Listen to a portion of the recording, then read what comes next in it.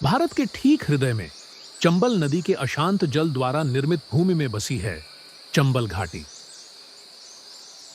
दशकों से ये कठोर अदम्य घाटियां भय, विद्रोह और अस्तित्व की कहानियां सुनाती रही हैं। यह इलाका था दुर्दांत डकैतों का, कानून को चुनौती देने वाले कुख्यात डाकू और उनसे संबंधित अनेकों किंवदंतियां भारतीय इतिहास के ताने बाने में बुनी हुई हैं।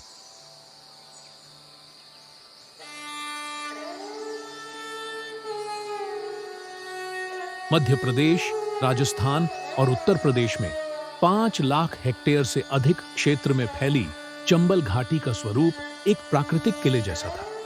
इसके दुर्गम भूभाग ने इसे न्याय से बचने की चाह रखने वालों के लिए एक अभयारण्य बना दिया था, एक ऐसी भूल भुलैया जहां कदम रखने से भारत के सबसे कुशल पुलिसकर्मी भी कतराते थे।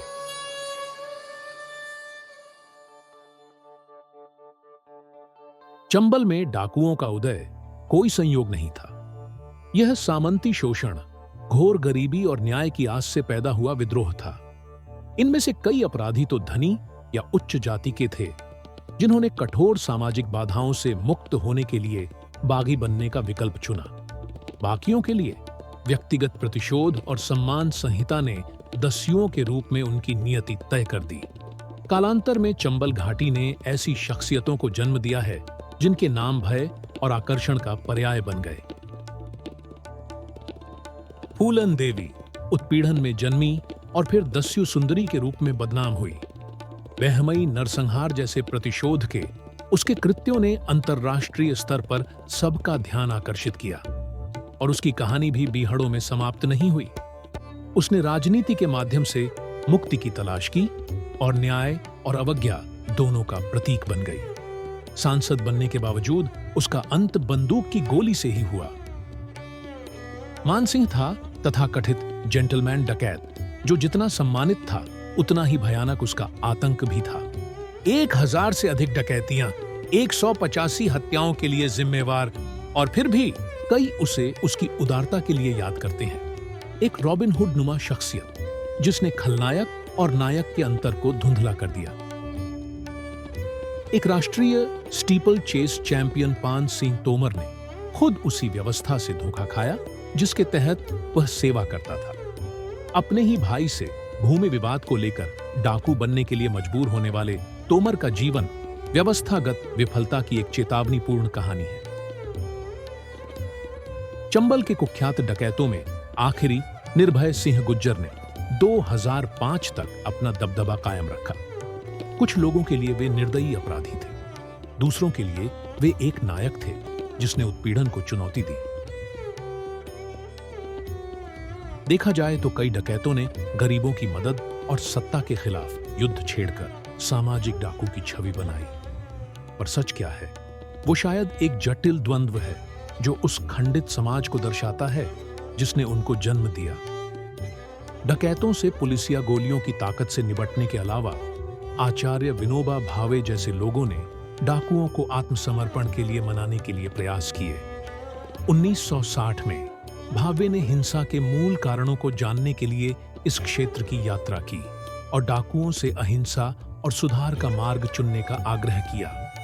नैतिकता और न्याय की उनकी अपील के चलते कई डाकुओं ने अपने हथियार डाले भी, पर घाटी में डकैती थमी नहीं। इस विषय पर फिल्म निर्देशक राज कपूर ने जिस देश में गंगा बहती है फिल्म भी बनाई। चंबल के डकैतों के लार्जर देन लाइफ किरदारों से प्रभावित बॉलीवुड ने सुनिश्चित किया कि उनकी किंवदंतियां कायम रहे। शोले के क्रूर गब्बर सिंह से लेकर सोना चिरैया के कच्चे यथार्थवाद तक भारतीय सिनेमा ने उनकी कहानियों को नाटकीयता, धैर्य और नैतिक जटिलता के साथ पेश किया। सरदार, मैंने आपका नमक खाया सरदार। अब गोली खा। चिट्ठी भेजकर डाका डालने का दिन पहले से बता देने वाले चर्चित सुल्ताना डाकू से लेकर घोड़ों पर सरपट भागते काल्पनिक डकैतों और बैंडिट क्वीन के वास्तविक लगते बागियों तक डकैतों के अनेक स्वरूप हमने देखे। इस कथानक में सच और झूठ तौलना बेकार है।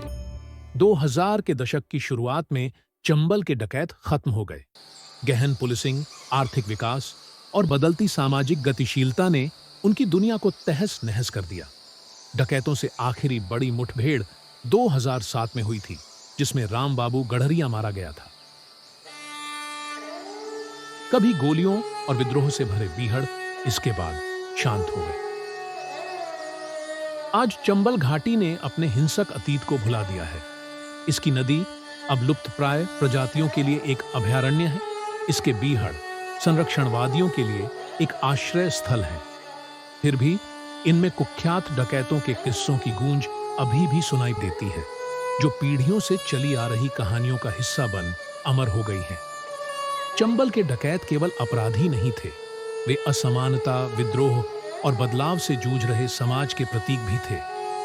उनकी कहानियां हमें एक जटिल अतीत की याद दिलाती हैं, जहां न्याय और अराजकता में सामंजस्य बनाए रखना नामुमकिन था। जे इलाके का हुक्म भी पतो नहीं है। बीहड़ में बागी होते हैं, डकैत मिलते हैं पार्लियामेंट में।